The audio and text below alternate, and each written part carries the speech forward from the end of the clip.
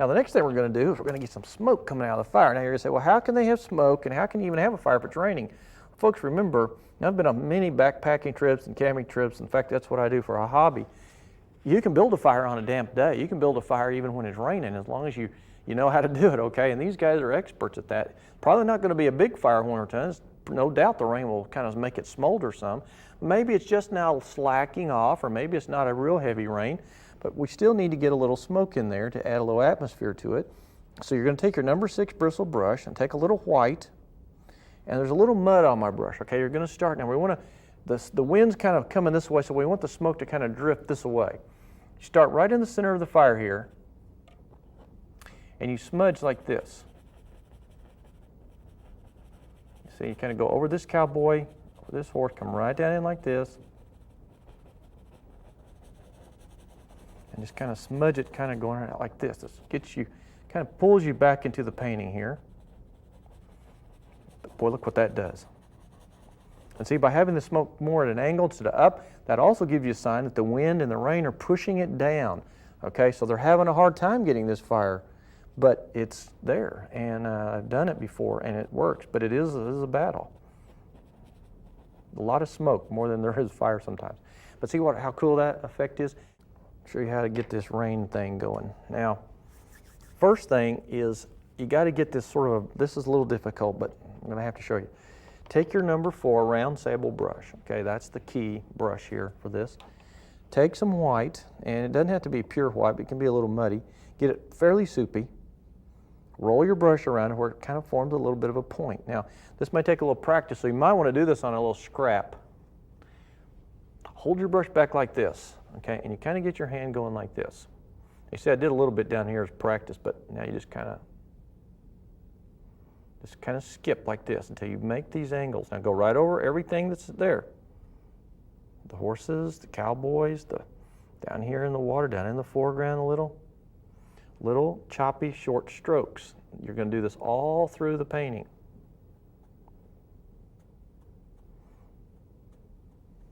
And then you reload.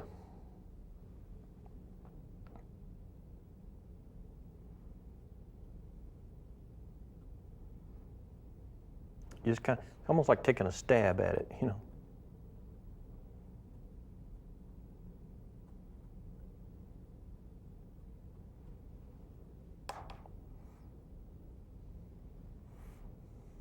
Now try not to get the strokes too long. I mean, you can have some long ones. If you get a bad one you don't like I just did there, wipe it off.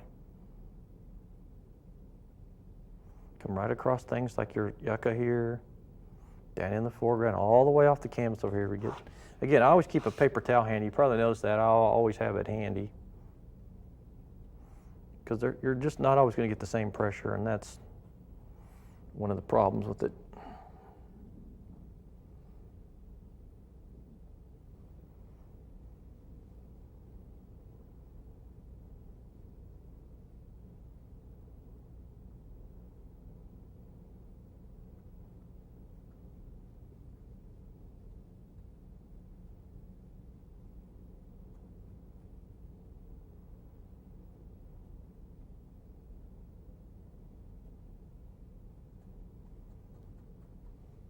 You have to put enough to make it look good, but don't overdo it. Then you come wherever it could be hitting in the water here, you make little splashes like this. And you can actually put the little circles. You just make little splashes. This is kind of how you make it look like. So you just kind of put it in and splash up. And it makes it look like the rain's hitting. You do that in a lot of places. It doesn't actually have to be just in the water. It could be even on the top, like the horse's rear end back there, where it's kind of splashing. You know, you can do that. You can do it on. You could even make it look like the rain's dripping off the hat of these cowboys. You know, kind of dripping off, see, like that, where it's tilted back. You can do so many neat things just by little touches of light here and there. Okay, and you can scrub in a little bit more white in the smoke here, where it's really smoking and it's a low smoke, so you know that the rain is Really giving them a hard time getting this thing going, but they're really trying. And it's really, see, it's got a great atmosphere now. Isn't it a beautiful painting?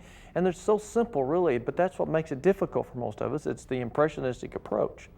Now, I want to go through and keep adding these little white drips.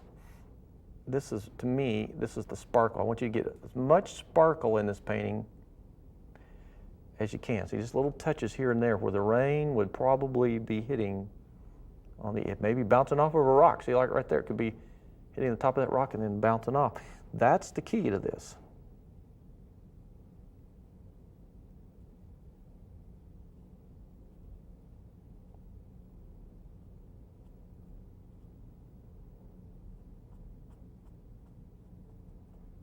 Go. Especially over here on this guy, he's got his head down. There's probably going to be some rain dripping right off of his hat.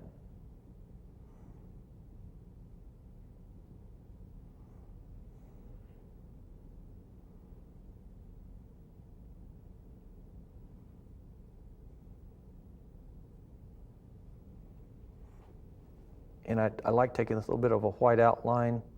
I've got to be careful calling it an outline because some of you take that literal. It's not really an outline. It's just, it's kind of a dry brush stroke, like on the back here. What that does is it does help to establish the fact that it's water hitting and not sunlight, okay? And it just kind of creates a little bit of a sparkle. In the top of their head, see, I put a little white and put a little splash.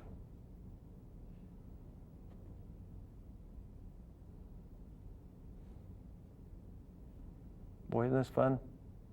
I hope you're having a great time with this, folks. I certainly am. Great opportunity for you to learn. Hey, you could make a street scene out of it. Say you just don't like cowboys, okay? I mean, folks, that is a real possibility. Some of you just don't like this kind of thing, but apply the same principle to doing an old street scene or something like that where you got some old buggies or it could be any kind of rainy day, you know. It could just be a street scene over in Paris, you know, the old famous street scenes that the French artists used to do, and with rain and maybe a lady walking out with a parasol or just interesting things like that. Now you can add as much of this little sparkle as you want to, but the final thing was to take pure yellow now on the very, now I want you to see I've got it peaked real thick, and just put a real thin sliver right on the edge of the key areas of these slickers. I mean, I'm inserting the brush into where I just kind of have a real thin sliver.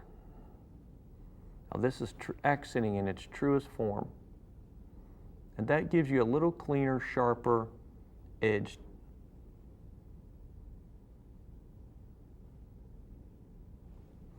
See how that, and that also adds to the wetness, almost like it's got a little glisten to it. You know, when the rain hits that rubber stuff, it kind of almost creates a little reflective quality. So that's really, in a sense, what that does too, is help give it just a little bit of a reflective quality. And really, we're about done. Now you can actually do, you know, and put as many details and things in here as you want to, folks. I'll scatter a little bit of these few little yellow spots here and there, just to help add continuity to the painting, but in a sense, that's really all there is to it. Wasn't that exciting? I really hope you've enjoyed it. And as usual, we got to quit anyway, and there's no sense in spending another whole session on this, so I hope you get a chance to finish this up. Next time, we're going to start a brand new painting, and I think we're going to do something that most of you have never done before, okay? So we'll have a lot of fun. Hope you can join us. Keep painting and stay inspired.